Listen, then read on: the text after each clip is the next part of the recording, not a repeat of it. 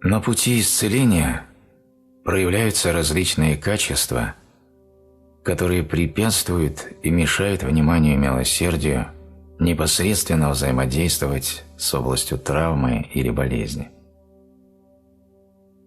Когда мы направляем внимание на свое страдание, оно наталкивается на глубинные склонности к привязанности, которые поддерживают боль и не позволяют исцелению или утешению соприкоснуться с ней. Эти препятствия подкрепляют неразрешенные проблемы, присутствующие в уме, омертвелые области тела, которые сформировались за долгие годы непроизвольного отстранения от неприятных вещей. Они усиливают ложную идентичность, которая заставляет нас совершать гневные выпады или раболепствовать из страха, заблуждение ума, которое преграждает путь к сердцу и ограничивает наше исцеление. Однако, когда мы начинаем воспринимать препятствия как благоприятную возможность для практики, к нам приходит понимание того, что в буддийской традиции подразумевается, когда говорится «чем больше препятствия, тем великолепнее просветление». Тогда болезни и травмы видятся как прекрасные возможности для обретения свободы.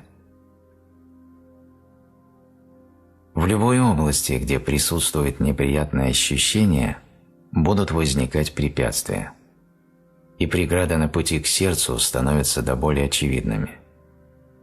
Болезни и неприятные ощущения обладают способностью выводить на поверхность явления, которые долго подавлялись, которые в буддизме называют клешами или самскарами, самыми глубоко укорененными склонностями, которые в скрытой форме таятся под поверхностью нашего обыкновенного уплощенного поля внимания.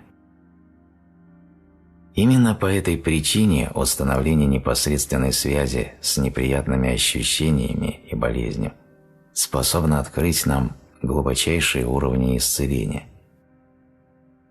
В сущности, неприятные ощущения, возникающие в связи с болезнью, можно метафорически воспринимать как своеобразный буров, проходящий сквозь толстые слои защиты и отрицания, прикасающийся к глубоким резервуарам давней отчужденности и страхов.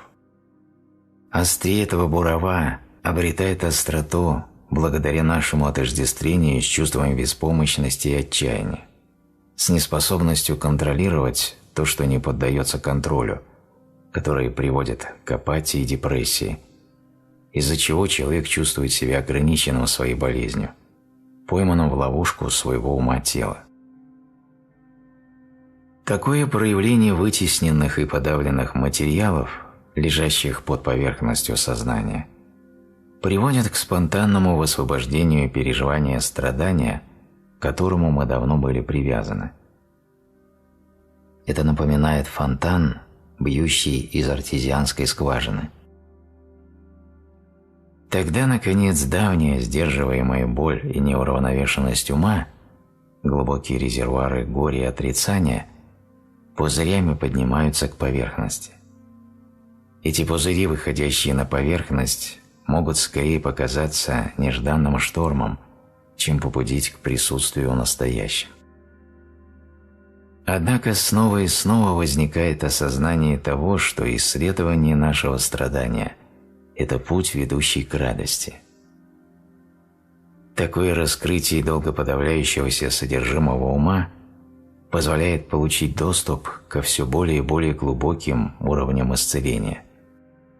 Мы обнаруживаем весьма примечательный факт. Соприкосновение с тем, что выглядит тяжким, придает нам существенную легкость. Напряжение уходит. Живот расслабляется и обретает открытость. Границы дыхания растворяются в безграничном пространстве. Нигде нет разделенности. Отсутствует определение, отсутствуют всякие качества. Остается лишь само бытие. Именно так. Именно этот миг. Все во всем. Как и в том видении, где моим детям причиняли вред, мое сильное сопротивление не позволяло мне обрести более глубокое понимание. Лишь тогда, когда я прямо сосредоточился на самом препятствии, преграда растворилась в свете принимающего внимания. Да и препятствием был вовсе не страх того, что ужас этот воплотится в реальности, но мое отождествление с этим страхом. Препятствие, как сказал один мой друг, это камни, скатившиеся ко входу пещеры и не позволяющие нам воскреснуть. В своей навязчивой сосредоточенности, неспособности оторвать взгляд от своего страдания, привязанности к нему, мы как будто хватаемся за булыжник, летящий в море. Чтобы напрямую взаимодействовать с препятствием, нужно отпустить их, то есть позволить им пребывать в милосердном внимании. Когда мы начинаем смотреть прямо в лицо препятствиям, в процессе исцеления узнаем их свойства, склонности, тембр голоса, привычный для них язык, то, как они проявляются в мыслях, исследуем их особенности и формы проявления в уме-теле, мы начинаем устанавливать с ними связь, а не отстраняться от них. Тогда взаимодействие с сомнением приносит уверенность, взаимодействие с сопротивлением открывает дорогу принятию, взаимодействие со страхом формирует новое бесстрашие. Это еще один пример того, как наша прежняя обусловленность, вынуждавшая нас убегать от сомнений или страха, пребывая в неуверенности или в испуге, совсем не позволяла нам двигаться, не давая напрямую взаимодействовать с этими препятствиями, которые так часто мешали нам воспринимать естественное исцеление. Наша установка на избегание боли – это одна из важнейших причин нашего страдания.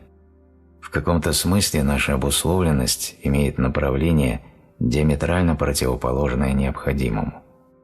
Стоит отметить, что исцеление можно обрести в самой глубине как тягот, так и радостей, в самом сердце жизни. Когда мы с чистого листа вступаем в жизнь, возвышаясь над своей прежней склонностью к самозащите, из-за которой наши страдания остаются неисследованными и неизменно заставляют нас чувствовать себя уязвимыми при переживании боли, для нас реальной возможностью становится как исцеление, так и освобождение. Можно видеть, что каждый раз, когда мы отпускаем препятствия, мы меняем характер их последующих проявлений в нашем опыте. Каждый раз, когда мы освобождаемся от них, развивается наше умение отпускать. Возможно, в следующий раз мы сделаем это секундой раньше. Мы замечаем, при этом наш ум становится все более безмятежным, что каждый раз, когда непроизвольно возникает страх или сомнение, их принимает в себя все более обширное внимание, практически решенная тенденция сужаться до отождествления и усиливать страдания. Тогда даже препятствия воспринимаются лишь как процесс, происходящий в нас. Тогда гнев напоминает нам о необходимости любить, страх напоминает о необходимости расслабиться, а чувство, подобное беспокойству или скуке, не волнует ум, но действует как точка опоры для глубокого покоя, устойчивого внимания. Очень многие явления, которые наш ум долгое время считал врагами, становятся для сердца напоминаниями и союзниками. Тогда препятствия перестают быть преградами, но становятся камнями, ступая по которым можно пересечь реку забвения. Эти качества не обязательно должны становиться для нас чем-то неожиданным. Их можно ценить и относиться к ним с открытым сердцем. Так вполне вероятно, что на пути исцеления вы столкнетесь с сомнениями. Однако проблема не в сомнении. Нашему движению препятствует именно наша ложная идентичность, наше отождествление с сомнением. Сомнение, которое побуждает к анализу, требует прямого переживания истины и не позволяет ему закрыться для дальнейших возможностей, делает исцеление более глубоким.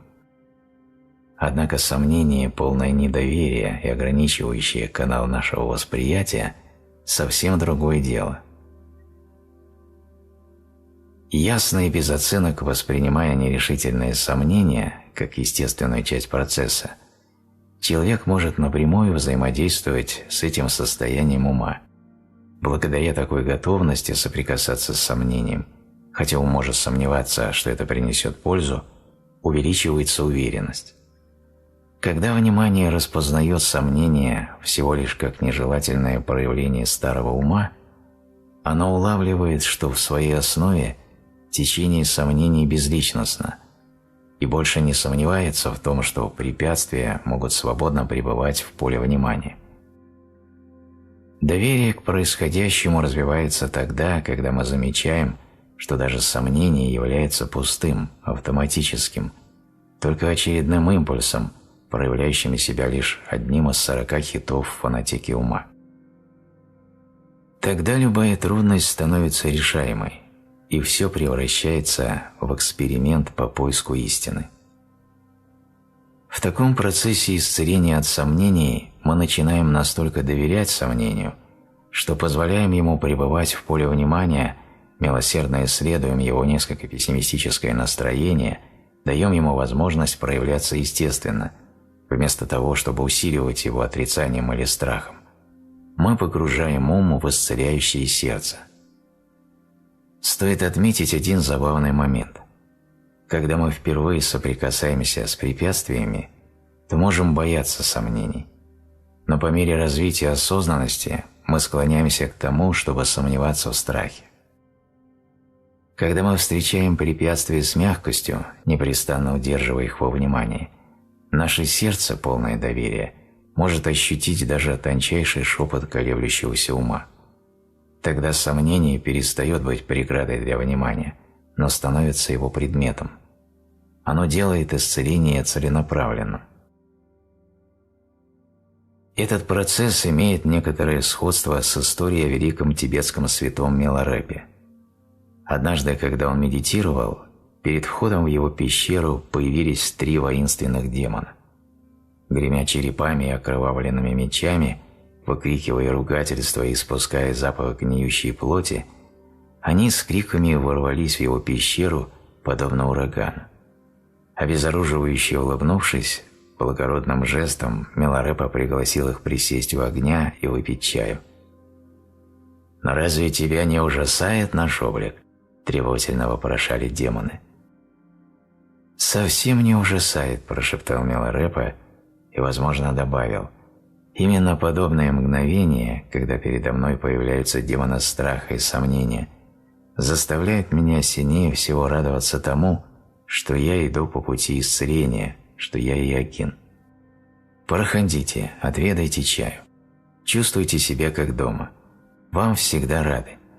Ваш отвратительный вид только напоминает мне о том, что нужно сохранять бдительность и проявлять сострадание. Давайте же выпьем чаю». С милосердием и осознанностью, приветствуя давно знакомых карикатурных демонов ума, которые с незапамятных времен закрывали путь к сердцу, человек начинает узнавать сомнения и страх, осуждение и гнев даже под самыми изощренными масками. И нас больше не изумляют стародавние побуждения ума, его прежние привычные проявления. Конечно же, вот и ты, как неожиданно, какого чая желаешь? Чем ближе вы подходите к этим демонам старого ума, тем более детально удается их разглядеть. Когда удается увидеть особенности их плоти, волосы, растущие из бородавок, и спор на теле гнева, страха или сомнения, вас перестает подавлять их бессмысленное брюзжание или страдальческие выражения лиц. Глядя прямо в глаза назойливым демонам, вы начинаете различать пустоту в глубине их зрачков, бесцветность радужки, серую катаракту страха, замутняющую их видение мира. Когда мы перестаем отворачиваться от этих давних препятствий и встречаем их с несколько большей непринужденностью, то начинаем замечать, все больше воодушевляясь, что чем скорее мы приветствуем их, отмечая эти состояния как страх, сомнение или что-то другое, каким бы ни был улов дня, тем меньше у них остается сил для того, чтобы препятствовать открытости сердца. Нас редко захватывают такие состояния, как ярость, ведь мы отмечаем тонкое состояние раздражения до того, как оно выльется в гнев. Когда мы быстро замечаем тонкие проявления состояний, их сильные проявления нас не захватывают. Если мы способны наблюдать за импульсом желания, который, будучи неудовлетворенным, проявляется в виде раздражения, то гнев не удивляет и не застает нас врасплох. Мы просто созерцаем процесс его развития, расслабив живот и открывшись сердцем, в котором есть место всему.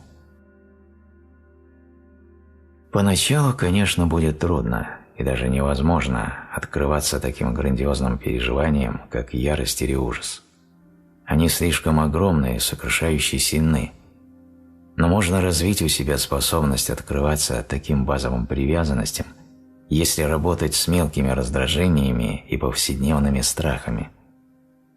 Так мы научимся замечать их быстрее, до того, как они обернутся полноценной яростью или ужасом. Ведь если мы начали тренироваться в зале, поднимая веса в 5, а затем в 10 килограммов, при наличии готовности и решительности мы в конечном итоге разовьем свою силу до максимально возможной степени. Неразумно пытаться поднять груз весом 150 килограммов без длительной подготовки. Точно так же будет неразумным нырять в столь напряженное состояние, как ярость, с мыслью: без сомнений мне удастся избавиться от привязанности к нему. Удачи и добро пожаловать в мир хромающих и страдающих от грыж спортсменов. У вас не получится справиться с привидением, которое весит 150 килограммов с первого раза. На самом деле, если вы мыслите в терминах победы над гневом или страхом, каждый раз, когда они будут появляться, вы будете чувствовать себя побежденными.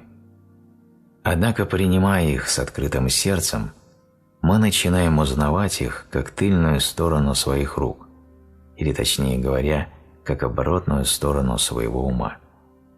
Когда мы начинаем изучать тонкие процессы, в которых возникают препятствия, становится ясно, что такие ярлыки, как страх, сомнение или гнев – это лишь грубое упрощение достаточно сложного процесса. Сомнение – это не только сомнение, страх – не только страх, а гнев – не только гнев. Исследуя, к примеру, такие препятствия, как гнев, мы начинаем замечать, что имеем дело не с единым состоянием отвращения, но скорее с непрестанным развертыванием многочисленных состояний и изменчивых качеств, который может включать в себя миг раздражения, который растворяется в мгновении страха. Страх переходит в сомнение, сменяющееся мигом жалости к себе, а затем гордостью, за которой следует миг осуждения, а затем чувство никчемности, чувство самоотрицания и момент сопротивления. Миг за мигом эти состояния возникают и растворяются в последующих состояниях. Глубокие импульсы старого ума проявляются совершенно свободно. Страх – это не просто страх, но скорее миг трепета, который растворяется в миге раздражения, сменяющимся мгновением отвращения, растворяющимся в миге недоверия, за которым следует миг борьбы, растворяющийся в миге самоосуждения. И так далее, мгновения растворяются друг в друге, одно состояние ума растворяется в следующем. Ни одно состояние не является цельным и неделимым. Каждое слагается из многочисленных уровней тонких состояний. Непосредственно вступая в эти состояния ума и тела, которые зачастую порождают в нас чувство отдельности, мы обнаруживаем их взаимосвязанность. Мы замечаем гнев внутри страха, страх внутри сомнения, сомнение внутри гнева. Мы переживаем чувство внутри чувства, подобно тому, как в дальнейшем можно обнаружить дыхание внутри дыхания, тонкое расширение, обитающее во всех явлениях, которые внешне кажутся устойчивыми.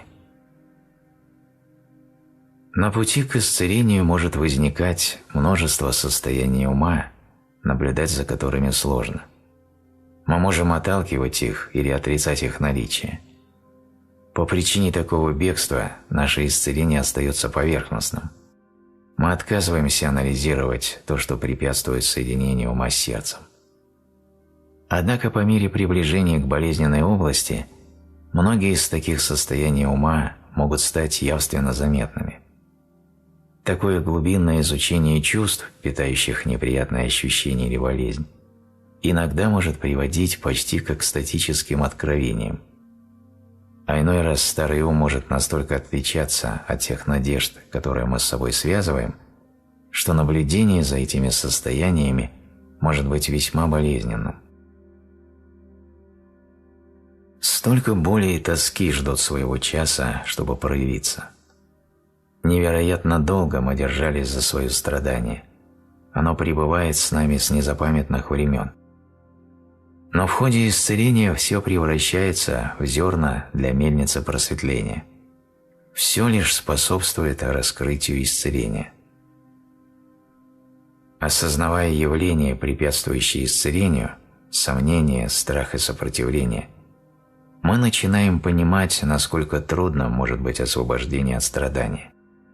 Мы очень сильно к нему привязаны, глубоко отождествляем боль своего ума от тела с самими собой. Наше глубинное отвращение к болезни – это форма привязанности к страданию.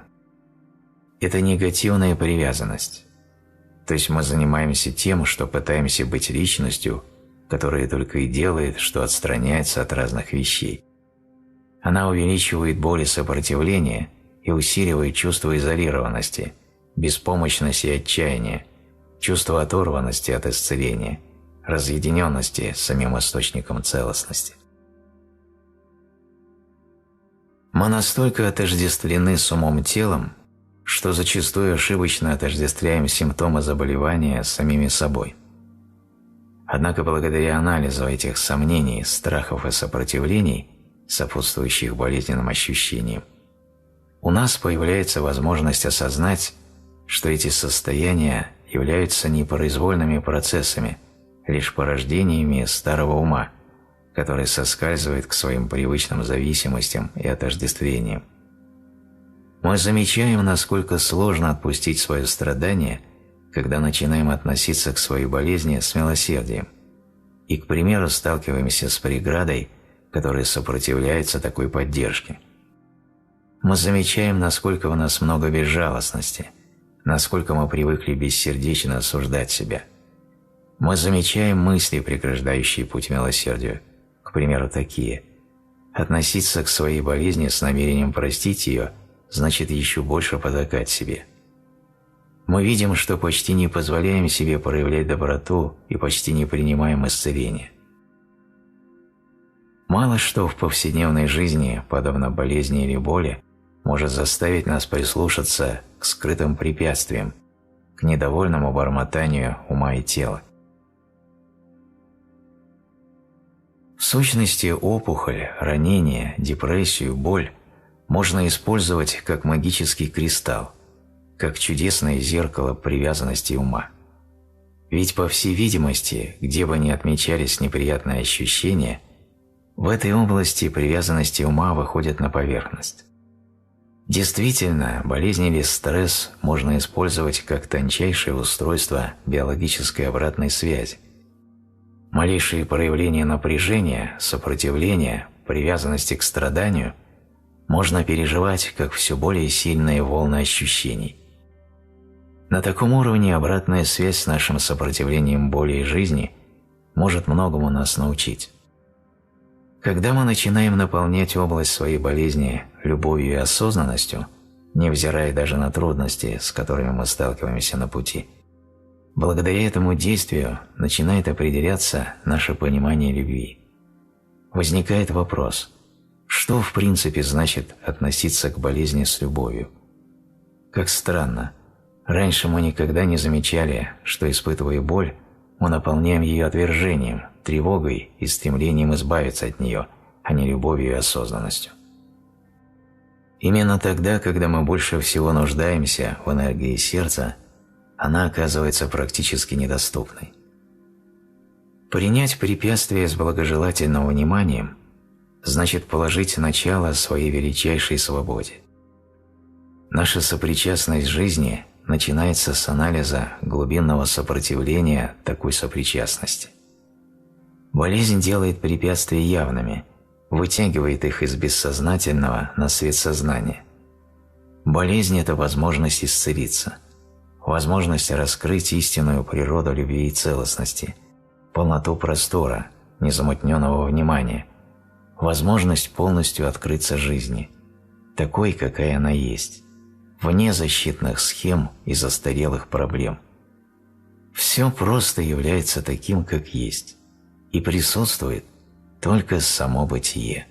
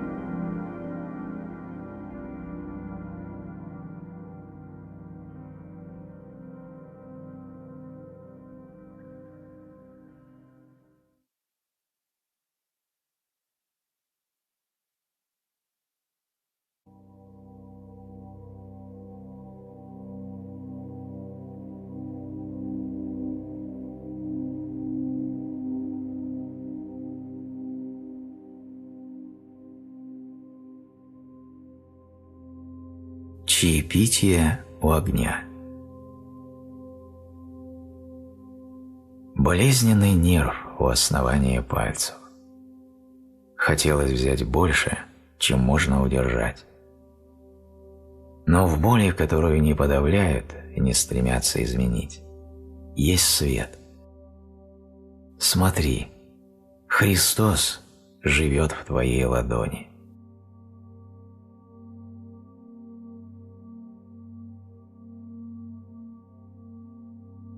Прежде чем мы сможем дальше говорить о развитии милосердия, необходимо усвоить, что в основе сострадания лежит не причинение вреда, не насилие. Перед тем, как начать думать о сотворении добра, нужно серьезно поразмышлять над тем, чтобы отказаться от причинения вреда. Перед тем, как начать играть с ангелами своего сострадания, нужно посидеть за чашкой чая с демонами наших привязанностей. Чтобы встретиться со злыми духами, вроде тех, которые посетили Миларепу на воображаемом Хэллоуине ума, не страшась призыва «угощай или пожалеешь», продиктованного страстным желанием, нужно подойти к ним безоружным, предложить обманщикам сладостей, наблюдать, как они ослабевают, подобно детям, сворачиваясь у огня, припадая к груди любящей доброты. Большинство людей по природе являются добрыми и чуткими, но еще не исцелились от реактивного, травмирующего характера своего гнева. Мало кому доводилось пить чай со своей яростью или непониманием. Большинство стремятся избавиться от таких чувств, из-за чего они неосознанно вырываются на поверхность в мире и без того переполненном насилием и косностью. Очень немногие берут на себя ответственность за свой гнев с целью развития в своей жизни качества ненасилия. Взять ответственность за свой гнев значит устанавливать с ним связь, а не отстраняться от него. Быть ответственным значит быть способным отвечать, а не чувствовать себя вынужденным реагировать.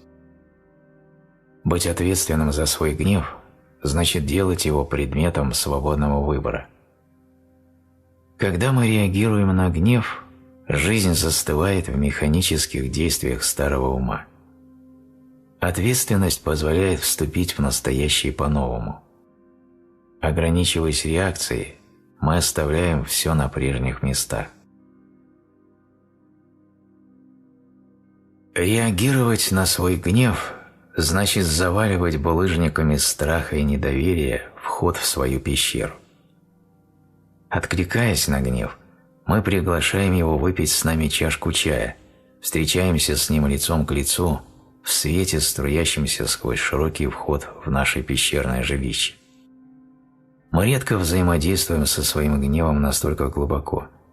Обычно мы почти не замечаем его присутствия до тех пор, пока не выйдем из себя. Мы редко видим, как зарождается гнев, поскольку склонны отрицать его и оценивать как себя, так и гнев в качестве дурных. И поэтому мы не замечаем тонких проявлений гнева, когда он только зарождается. Такое омраченное понимание нашего гнева – побочный результат того, что мы очень часто отворачивались от неприятных вещей, осуждая себя за осуждение, гневаясь на себя за собственный гнев. Любой человек испытывает гнев, поскольку у всех нас есть желание. Гнев является чем-то само собой разумеющимся. Желание порождает гнев. Когда желание движется к своему осуществлению и возникает что-либо препятствующее ему, возникает раздражение. Поэтому, когда мы развиваем ненасильственное отношение к миру, необходимо глубочайшим образом понимать свои желания. Напрямую соприкасаясь с гневом, можно изучить его корни. Анализируя импульс желания, человек начинает по-настоящему понимать, что притягивает и отталкивает ум, саму природу раздражения, чувство нехватки, обостренного желания, тяжести, напряженности, тошноты. Внимательно наблюдая за раздражением, вы исследуете момент, когда оно резко обращается в гнев. Чем чаще вы наблюдаете за этим переходом, тем быстрее начнете замечать гнев в самых незаметнейших его проявлениях. Чем быстрее мы замечаем такие потенциально тяжелые состояния, тем большую легкость они обретают, и тем легче нам с юмором заметить: какая неожиданность, опять я злюсь. Очень важно исследовать свой гнев, чтобы не продолжать бесконечно автоматически реагировать на превратности жизни, таща за собой целую груду проблем, требующих разрешения. В сущности, состояние гнева, как и очень многие другие тяжелые состояния, остается неизученным. Мы отчуждаемся от него так часто, что почти его не понимаем. Часто, когда мы злимся, это состояние кажется нам неуместным, и мы оставляем его неизученным, неисцеленным. Гнев, когда он не исследован, дает начало новому гневу. Гнев, когда он изучен, ведет к гармонии. Мы очень невнимательны и немилосердны по отношению к самим себе. Исследуя гнев, мы обнаруживаем, насколько изолированными ощущаем себя, испытывая это чувство. Когда мы злимся, весь мир является для нас чужим. В гневе мы уже испытываем такую боль, что едва можем ее выносить. При этом безжалостный костный ум полагает, что мы заслуживаем еще большего наказания. На самом деле едва ли можно придумать худшее проклятие, чем сказать другому: «Так злись же до конца своих дней». В таком случае мы ничего не видели бы, не чувствовали бы запаха и вкусов. Наша жизнь увяла бы, превратившись в пугливую оборону иллюзорной безопасной территории. Мы не смогли бы соприкасаться с миром, ведь гнев действует подобно пелене, застилающей наши органы чувств. Он блокирует восприятие. Действительно, если внимательно наблюдать за раздражением, можно заметить, что гнев возникает внезапно и живет своей собственной жизнью. Это инерция всех моментов прошлого, когда мы отождествлялись с гневом. Инерция, которая становится злой и изолированной. Но когда мы встречаем раздражение так, будто видим его впервые, содержимое ума не сковывается никакими напряжениями, затемняющими его естественное развертывание, в то время как мы учимся откликаться на свой гнев, а не реагировать на него. Реагирование на гнев порождает насилие, унижение, разделенность, из-за которых мы так сильно страдаем. Развивая милосердие, мы начинаем замечать, какую боль причиняет человеку состояние гнева. И это служит нам напоминанием о том, что необходимо проявить мягкость, с чуткостью относиться к возникающей злости. Тогда мы осознаем, что не обречены на то, чтобы некрасиво реагировать, в порыве эмоций захлопывая сердце от себя и от мира. Чувствуя мощь ненасилия, мы начинаем откликаться на свои проявления, как отвечали бы испуганному ребенку, с еще более глубокой добротой и заботой. Нас научили, что с гневом можно справляться лишь двумя способами. Первый способ – реактивно подавить его, другой состоит в том, чтобы реактивно выплеснуть его. Однако оба способа являются формами привязанности к гневу. Для одного из них характерно отчуждение от гнева, для другого – цепляние за него. Ирония в том, что при исследовании гнева мы замечаем, что сколько бы мы ни проигрывали это чувство, позволяя ему излиться, мы никогда не ощущаем, что надолго от него избавились. Сила покидает нас до того, как удается полностью устранить гнев. Мы не способны справиться с этим чувством, не подавляя, не проявляя его. Непроизвольное проигрывание эмоций гнева лишь продолжает порождать еще больше гнева. Здесь давайте отметим, что при этом существует весьма эффективный способ работы с подавленным гневом, который подразумевает его осознание. Люди, которым трудно взаимодействовать со своим гневом, могут различными способами его пробуждать. Скажем, можно бить подушку или кричать. Подобные методы умело применяют такие великолепные терапевты, как наша старая подруга Элизабет Кюблер-Росс. Поскольку исцелиться можно лишь от того, что вы в себе приняли, некоторым людям нужно выводить на поверхность такие состояния, как гнев, чтобы, наконец, напрямую с ними соприкоснуться. Это техника, которую нужно применять очень осторожно, чтобы гнев, вышедший на поверхность, можно было исследовать, не отождествляя его со своей самостью. Как и любая другая техника, включая медитацию, этот метод может превратиться в ловушку, если, обнаружив скрытое содержание своего ума, человек ошибочно принимает их за свою истинную природу. В таких случаях ошибочного отождествления может случиться, что человек начнет выступать за войну, а не раскрывать в себе мир. Только самый невозмутимый терапевт способен помочь пациенту выявить свой гнев так, чтобы тот не попался в ловушку отождествления с его проявлением. Ведь проявленный гнев может ненадолго освободить человека от болезненной эмоции, но при этом создает возможности для его возникновения в будущем. Исследуя природу гнева, мы понимаем, насколько неразумным может быть его подавление. Когда мы заталкиваем гнев в себя, он накапливается за пределами обыденного поля внимания. Гнев может влиять на нас, но вы больше не можете влиять на него. Он движет вами, мотивирует вас, делает за вас выбор, но вы не можете понять, кто правит бал, ведь гнев вытеснен и находится за пределами сознательного уровня. Тогда мы видим, что не можем полностью выплеснуть наружу это чувство, и точно так же замечаем, что не можем в полной мере его подавить. Мы всегда готовы взорваться или внутренне закипеть. Мы почти не присутствуем в настоящем. Так мы начинаем осознавать, что в случае гнева и других тяжелых состояний существует третий путь. Вместо того, чтобы подавлять эти чувства или выплескивать их, мы можем разрешить им спокойно пребывать в поле внимания. Мы можем начать освобождать для них пространство, чувствовать их текстуру, их голос, их склонности.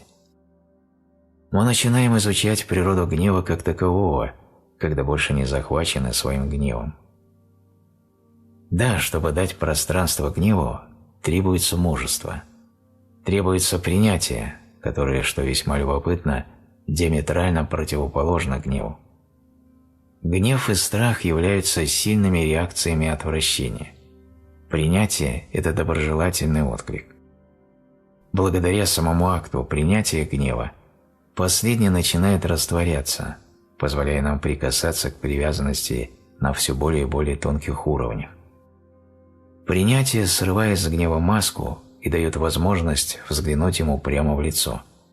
Оно позволяет гневу возникать и проходить.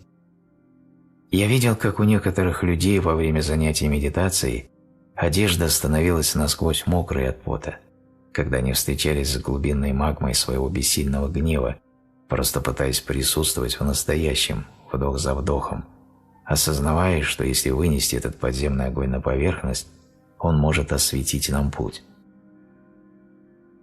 Когда мы замечаем, что гнев не является целостным и неделимым состоянием ума, и начинаем переживать процесс его развития, раздражение, которое резко переходит в сильное желание, из которого возникает чувство покинутости, нехватки, жалости к себе, праведности, гордости, агрессии, непонимания, которые снова переходят в жалость к себе и гордость, можно начать задаваться вопросом: какое из этих состояний является гневом?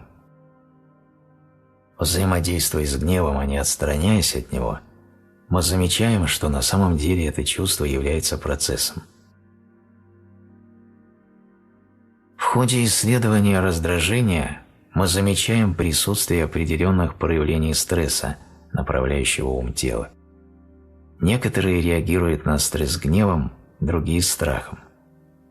Когда мы отчетливо видим каждое состояние, миг за мигом увлекающее за собой сознание, мы можем разорвать автоматическую цепь событий старого ума.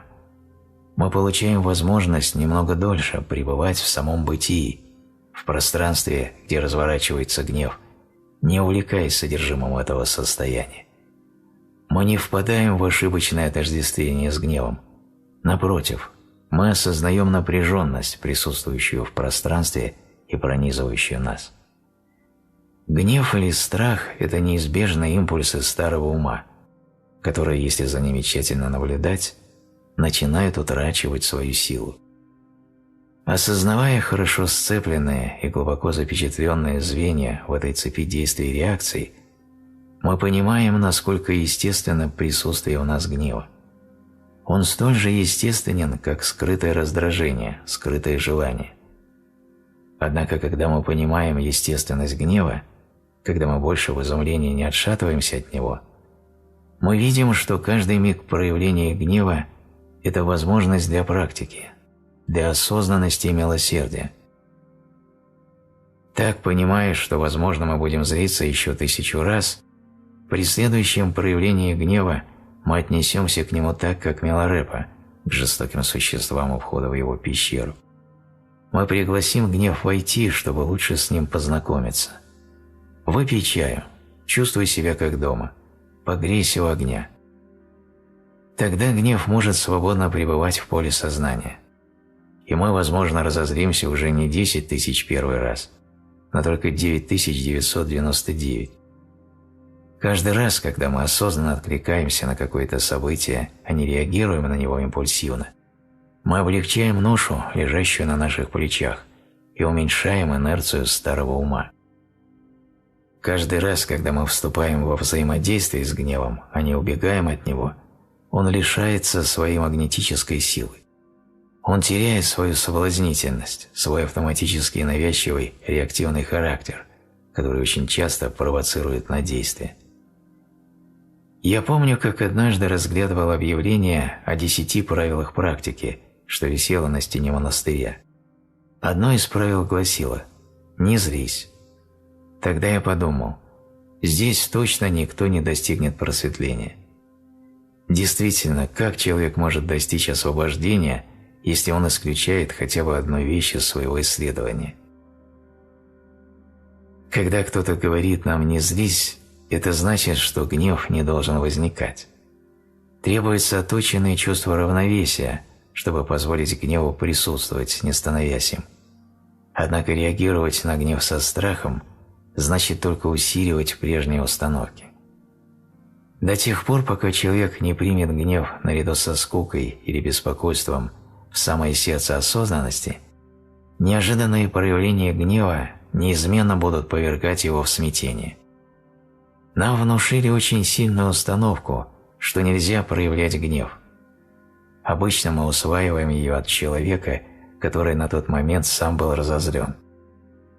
Мы взращиваем в себе бессердечность и со злостью осуждаем гнев. Тяжесть сгущается.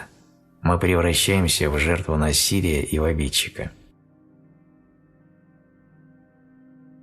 С гневом, как и со всеми тяжелыми состояниями, даже с болью, можно работать, когда мы подходим к ним с милосердной осознанностью. На самом деле наблюдение за гневом может быть весьма увлекательным занятием. Мы начинаем замечать, что гнев порождает сомнительные сценарии. Мы видим его скрытные маневры и внутренний монолог. Они должны были это сделать. Они должны вести себя так. Будь у меня возможность, я бы это сделал. Мы наблюдаем, как он играет в свои игры. Если достаточно долго оставаться наедине с гневом, можно заметить, к немалой своей печали, что он снова и снова заводит всю ту же старую песню. Мы начинаем замечать его закольцованность на себе, безличностный характер этого процесса, который снова и снова повторяет уже сказанное. Милосердно внимая повторяющимся образом, слишком хорошо знакомым настойчивым утверждением своей правоты, гордости, ощущения отверженности, чувства нехватки любви, мы начинаем сострадательно относиться к своему гневу и предлагаем ему выпить с нами чаю. Мы начинаем проявлять милосердие к этому несчастному, болезненному состоянию ума, этому неосознанному насилию над собой, к этой закрытости, к этому переживанию тяжести жизни. Тогда гнев напоминает нам о том, что нужно расслабить живот. Ничто не является объектом, все есть живая таковость, плоть младенца. Мы сами в собственном бытии. Исследование подобного состояния становится очень увлекательным предприятием. Вы исследуете его, прислушиваетесь к нему, чувствуете и узнаете его. Кто проявляет гнев в теле? Каков его голос в уме? Как он звучит? Какой сценарий он декламирует? Сопровождают ли его другие состояния ума? Что ему предшествует? Что за ним следует? Это процесс, разворачивающийся в обширном пространстве. Когда гнев включается в круг нашей ответственности, мы получаем представление о том, что такое полнота жизни. И этот круг ответственности расширяется, впуская в себя все больше и больше состояний ума, как наших собственных, так и близких нам людей. Он погружает нас в глубокий покой безоценочного исследования, открытости к бытию.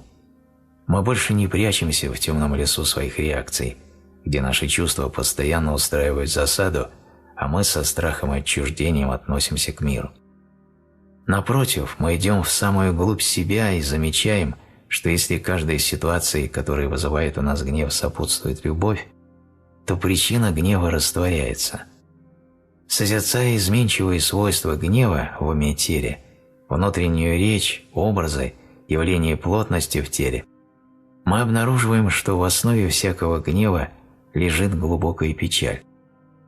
Ничего не упуская из виду, мы продолжаем исследования, анализируя печаль, все ситуации решенности, все испытанные за жизнь горести, которые делали нас несчастными, и под этой печалью мы открываем океан любви, превосходящий наши самые смелые фантазии.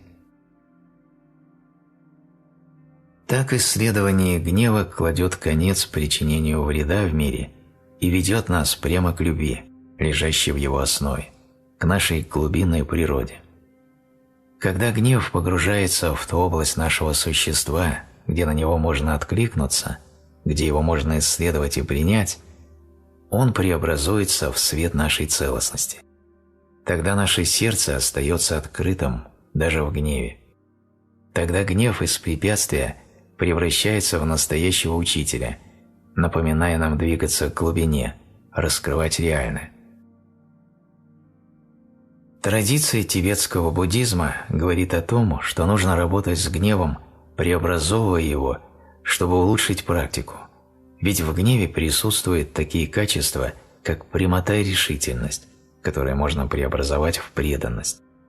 Гнев может выглядеть так: «Я ни секунду больше не дам своему сердцу оставаться закрытым, хватит с меня». Это не деструктивный гнев, но творческое стремление поскорее продвинуться вперед. В склонности гнева порождать реакцию реально обнаружить энергию, которую можно перенаправить на полноценное присутствие в настоящем. Для гнева также характерно такое качество, как нежелание принимать все таким, какое оно есть. Если отделить это качество неудовлетворенности от чувства агрессии, оно может мотивировать нас на то, чтобы встать на путь исцеления. Как в алхимии. Вы берете мусор и преобразуете его в золото. Тогда мы понимаем, что проблема заключалась не в гневе, но в нашем способе взаимодействия с ним. После немалого числа совместных чаепитий нас перестает раздражать или удивлять глубинная склонность гнева притягивать отождествление. И мы милосердно признаем, что природа ума заключается в схватывании, в мыслях о самом себе. И вместо того, чтобы еще больше укрепляться в своем отождествлении, испытывая еще большее отвращение к уму, к этому корню боли и страдания, мы учимся милосердию. Мы учимся тому, чтобы позволить уму пребывать в сердце. Мы учимся любить себя. Тогда можно заметить, что природу гнева составляет обида, неотъемлемая часть набора защит по периметру охраняющих наше сердце. И мы видим, что гнев – это форма горя, это отклик на утрату, отклик, возникающий, когда мы не получаем того, чего хотим. Мы осознаем, что на самом деле испытываем горе в связи с любой ситуацией, из-за которой чувствуем гнев. И таким образом наше взаимодействие с гневом превращается в работу по проживанию горя, которое призывает наше сердце к милосердию и исцелению, чтобы мы могли увидеть, из-за чего у нас возникает сокрытость, и в следующий раз сохранять осознанность хотя бы на долю секунды дольше. Когда мы даем гневу много пространства в своем сердце, то понимаем, что порой он становится настолько сильным, что у нас почти не остается для него места. Мысли так увлекают, что отождествление автоматически прилипает к нам, а гордость раздувает из них пламя. Но это только начало. Мы видим, как ум, учитывая его длительную биографию, ощущает себя в полном праве испытывать гнев. Мы не отстраняемся и от этого тоже, поскольку понимаем, что не разрешив себе злиться, мы не получим разрешения ощущать себя живыми. Поэтому мы позволяем гневу без ограничений наполнять ум, а не увлекаемся попытками по старинке вписать это чувство в некую удобоваримую форму. Когда гнев набирает полную силу, и мы настолько отождествляемся с ним, что в уме не остается пространства для исследования, следует учиться погружаться в тело и изучать гнев в форме ощущений.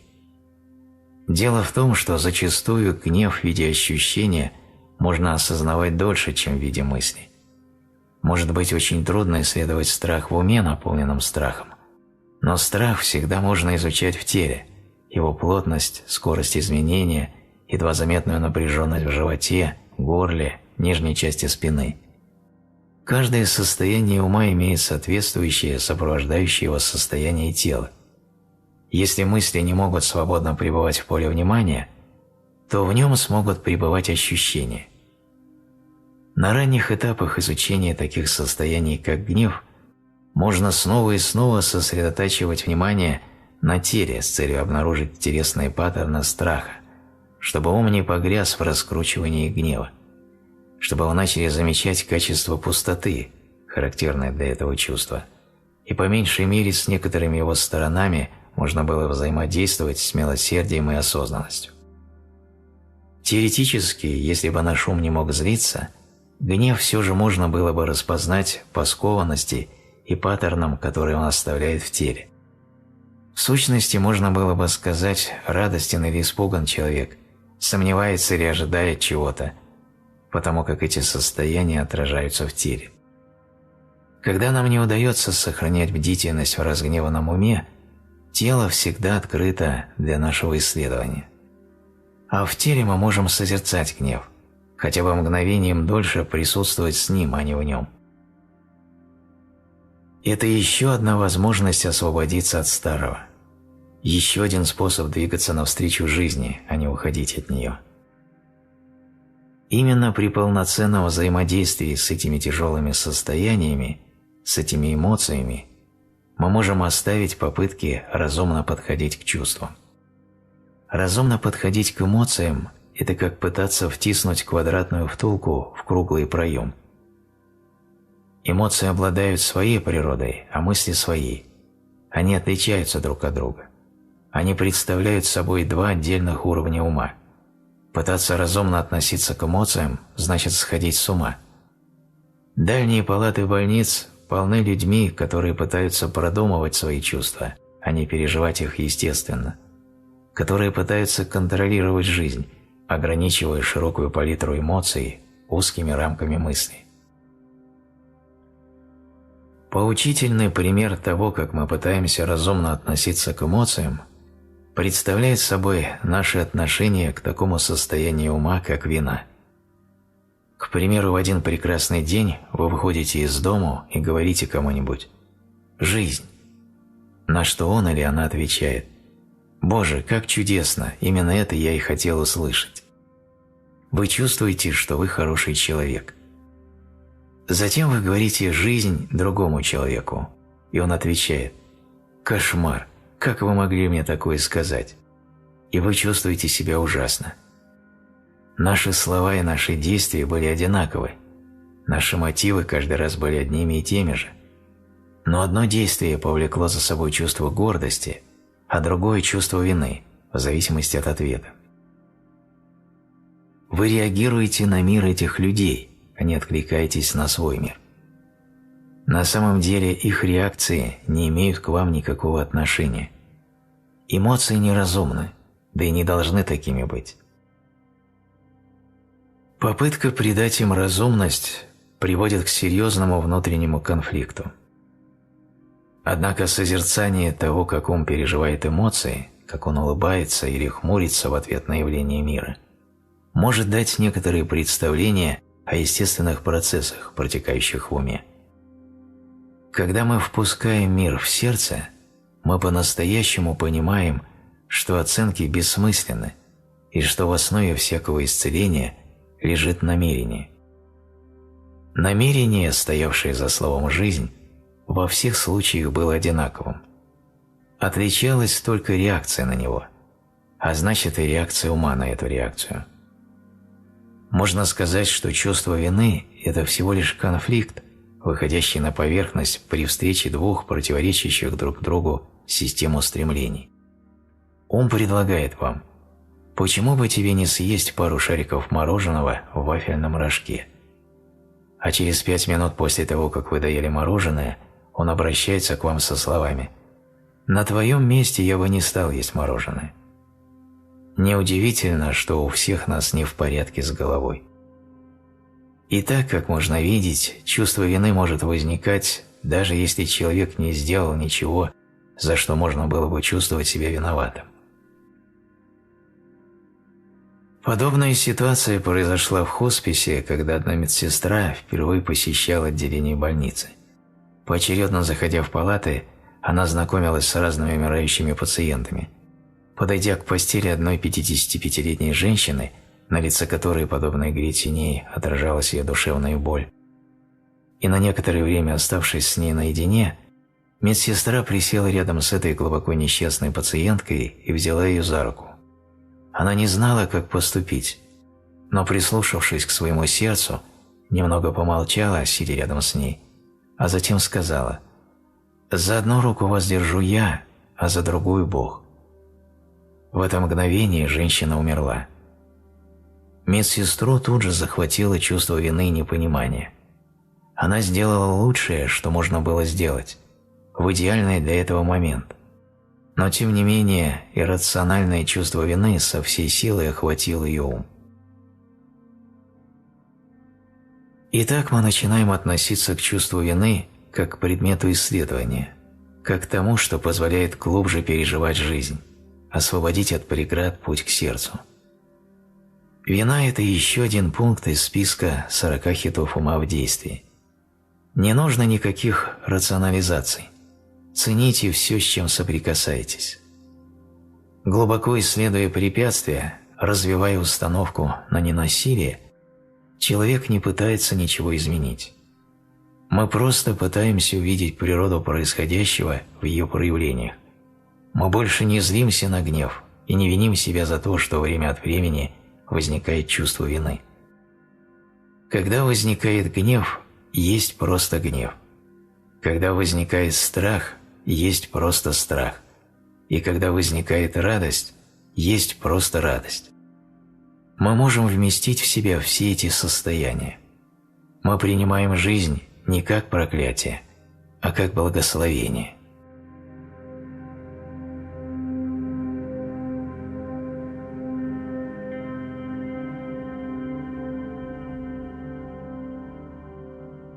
Введение в осознанное исследование тяжелых эмоциональных состояний. Исцеление следует за вниманием.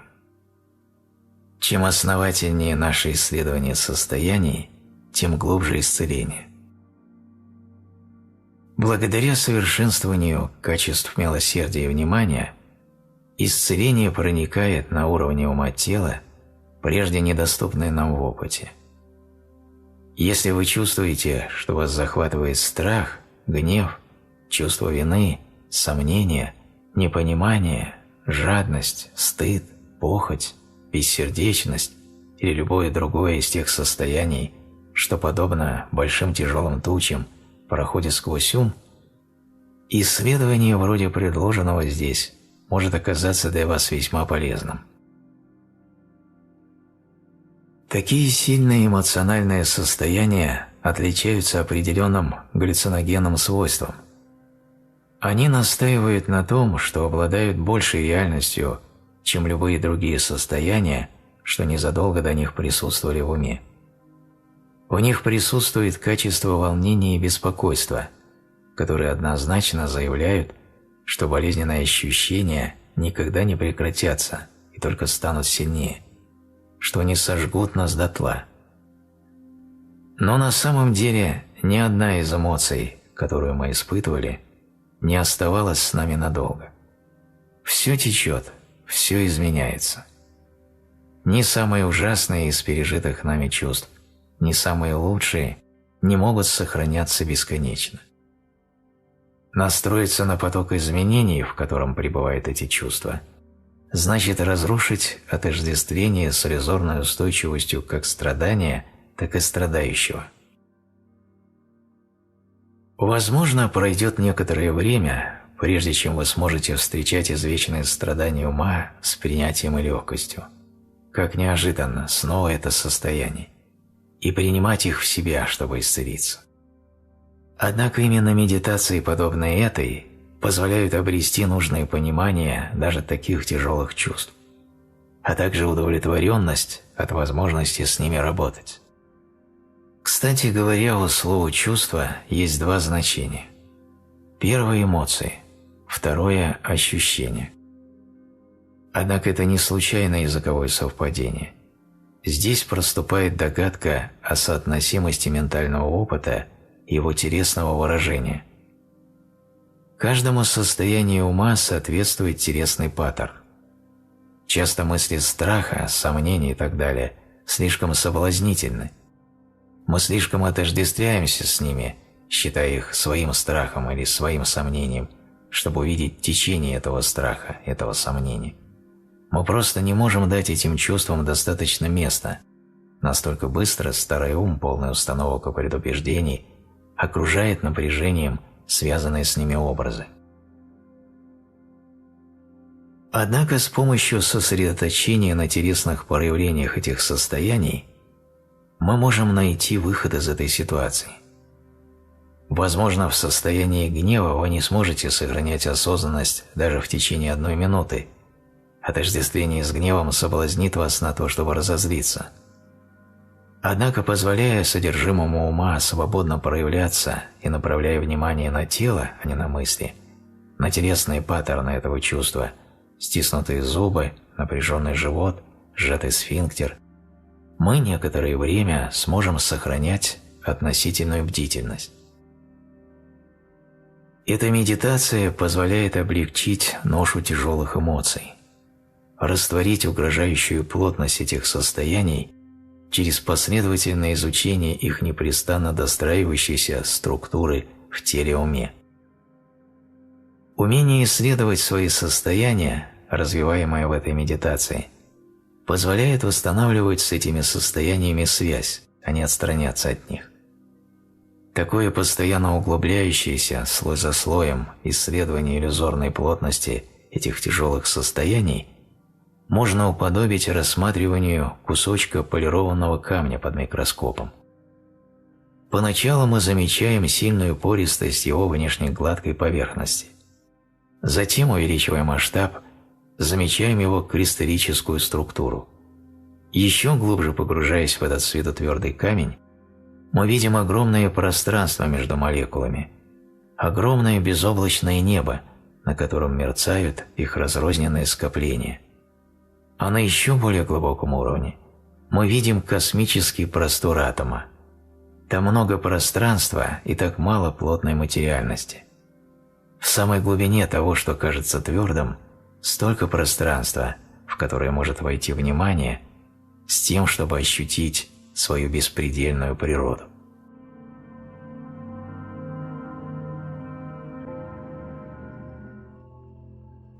Мы проводим обучение и посвящение по всему миру. Только индивидуальное посвящение. Мы не проводим тренинги, курсы и так далее. Что такое посвящение, можно почитать в разделе «Вопросы и ответы». Проводим посвящение лично или дистанционно. Не имеет значения, где вы находитесь, в каком городе, стране и континенте. В очень сильные и мощные энергии. На данный момент мне неизвестно сильнее и результативнее энергии наших светлых богов и богинь, которые помогают не только исцелить, но и гармонизировать человека с окружающим пространством и природой. Это знание наших предков. Хорошо восстанавливается связь с предками. Ссылка на обучение в описании к видео. С великой благодарностью к вам, Видогор и Радомир.